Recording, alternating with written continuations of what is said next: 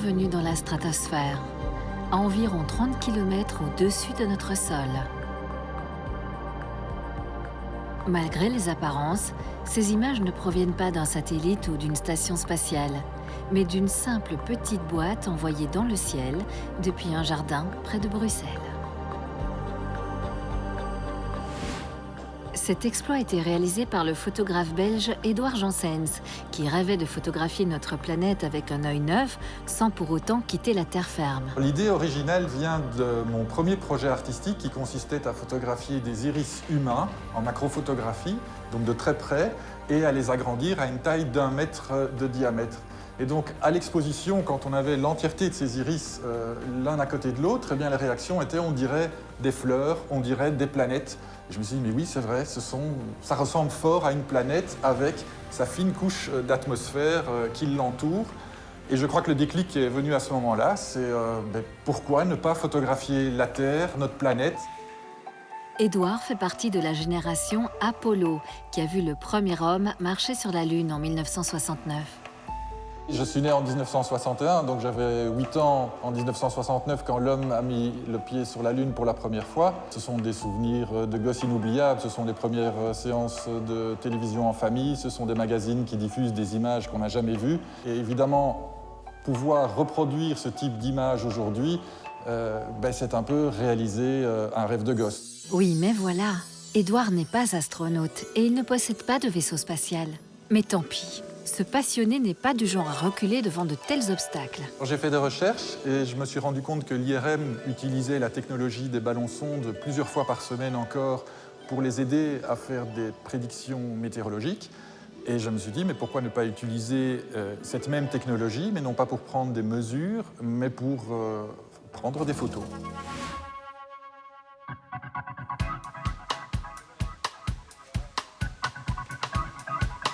Trois fois par semaine, nous lançons des ballons-sondes pour effectuer des mesures qui nous permettent pour prévoir la météo et surveiller la couche d'ozone. Mais le principe est très simple, il s'agit d'un ballon de caoutchouc gonflé à l'hydrogène.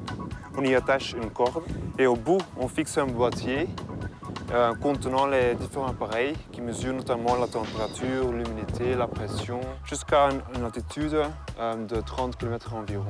Pendant le vol, le boîtier envoie par ondes radio ces informations qui seront très précieuses pour établir nos prévisions météo. Une projection avec les images radar et vous allez mieux comprendre l'intensité des précipitations avec ces gros paquets de pluie qui arriveront sur le pays. Je commence à voir comment je pourrais faire, c'est-à-dire moi aussi lancer un ballon, mais en remplaçant la caisse qui contient les instruments de mesure par une caisse qui contient des appareils photo et une caméra vidéo, et espérer arriver à 30 km de haut dans la stratosphère et photographier la courbure de la Terre.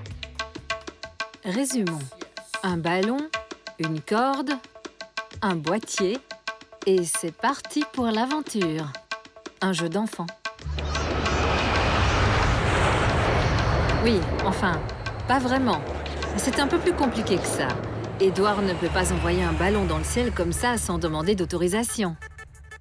Le moment que vous lancez votre ballon dans l'espace aérien, il fait partie de l'espace aérien, donc aussi du trafic aérien.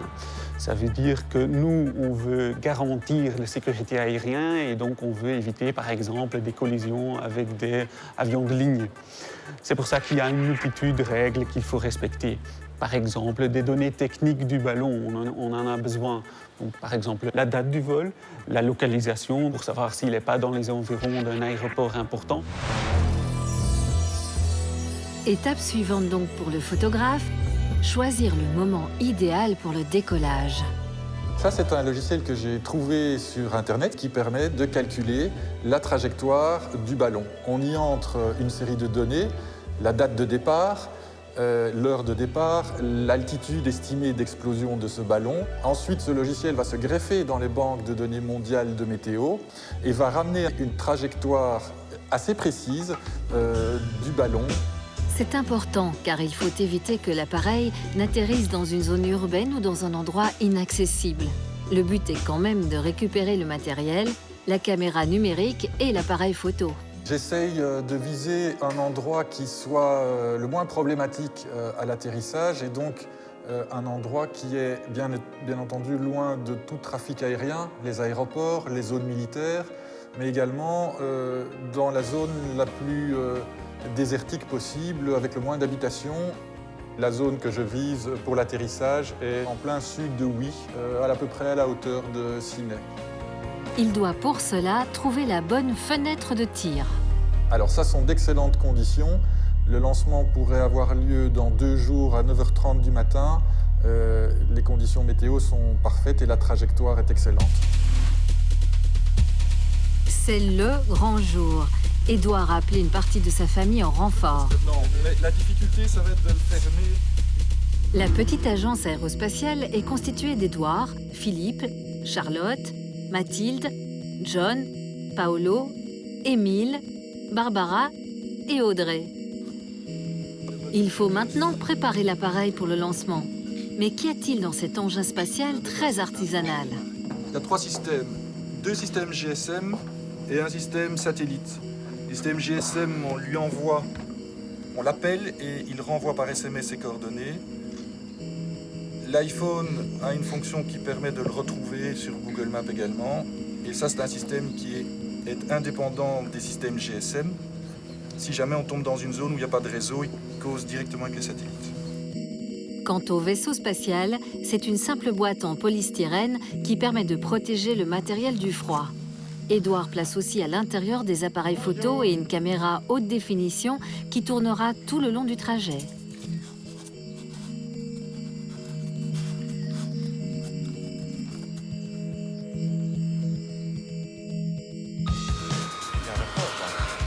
Étape suivante, gonfler le ballon.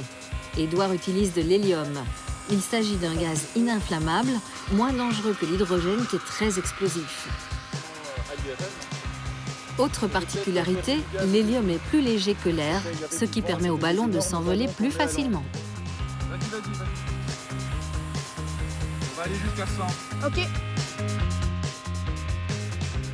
Maintenant, on va attacher une corde au bas du ballon et cette corde va être reliée à un parachute.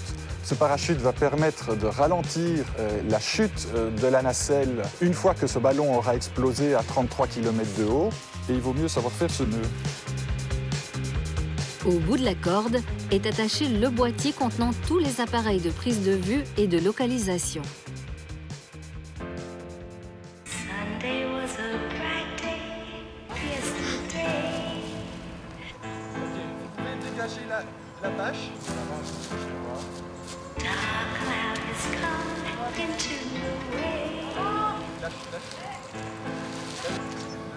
Allez, Edouard. Sunday was a bright day yesterday. Bon, les gars. Dark cloud has come into the way.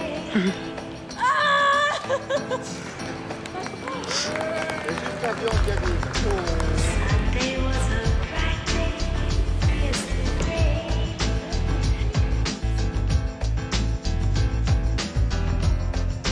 Dark cloud has come into the way.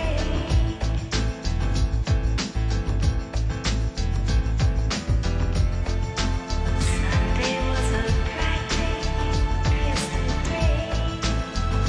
La première partie est réussie, le lancement est terminé, mais maintenant je ne contrôle absolument plus rien et c'est vrai que c'est un petit peu stressant.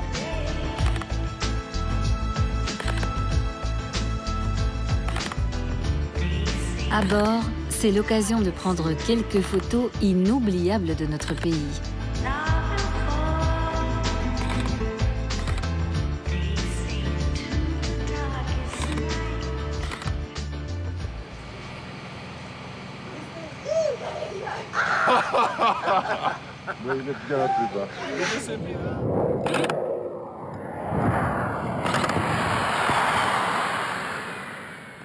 Tout se passe de la manière dont c'était prévu, c'est-à-dire qu'il nous envoie un point toutes les 10 minutes et donc on voit maintenant qu'il se trouve exactement ici.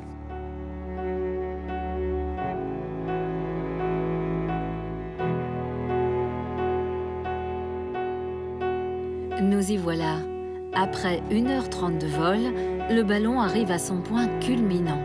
à 33 km au-dessus de notre tête, dans la stratosphère. Where the doors are moaning all day long. À cette altitude, la pression n'est plus la même. Le ballon s'étire jusqu'à éclater, ce qui permet au boîtier de redescendre sur Terre.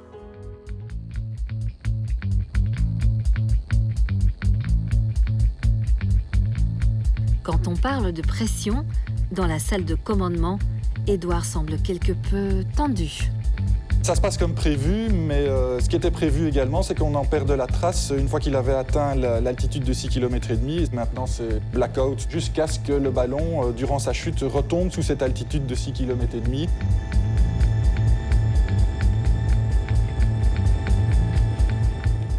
Ok, on va aller maintenant à l'endroit de chute prévu, puisque ce logiciel de prédiction parvient à identifier la zone de chute à peu près une précision de 10 km. Et là, on va attendre le retour du signal satellite une fois que le ballon est redescendu en dessous de 6,5 km à peu près. Donc je pense que là, il est temps d'y aller si on veut essayer d'avoir, peut-être de le voir arriver en direct.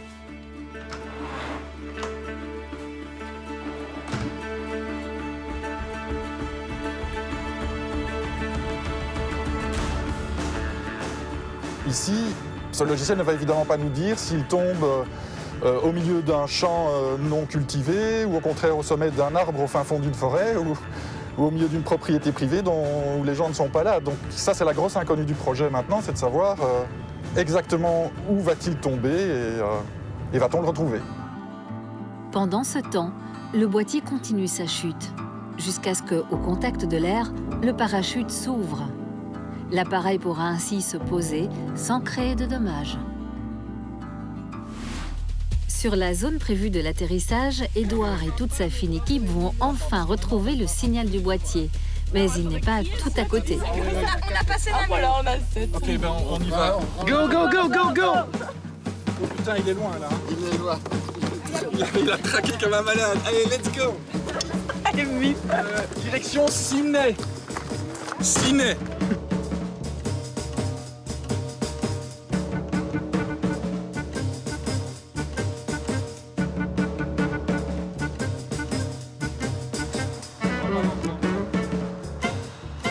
À l'arrivée, Édouard passe son temps au téléphone.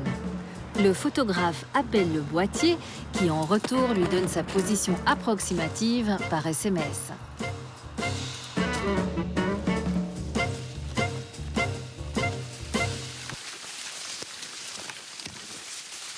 Fais-le sonner, papa.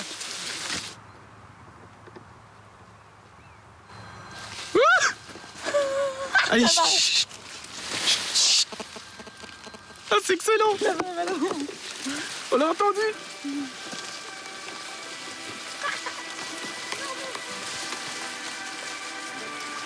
Il est là, il est là, il est là.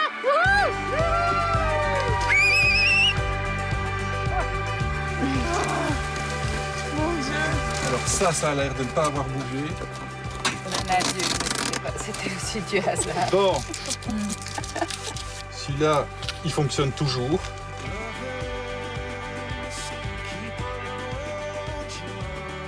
Ceux-là sont dingues. Ouais, c'est ce que je voulais. C'est la chute, ça, ou c'est... Papa, t'es quand même monté là en haut. Hein. C'est dingue, papa. Il y en a 2000, hein. Et alors, il y a le soleil de temps en temps. C'est génial. Mission accomplie. Retour au studio pour mieux visionner les images. C'est une photo qui représente vraiment ce que j'allais chercher, parce qu'on y voit déjà la courbure de la Terre. On voit cette fine couche de protection entre la partie vivante et puis la partie complètement noire et sans vie.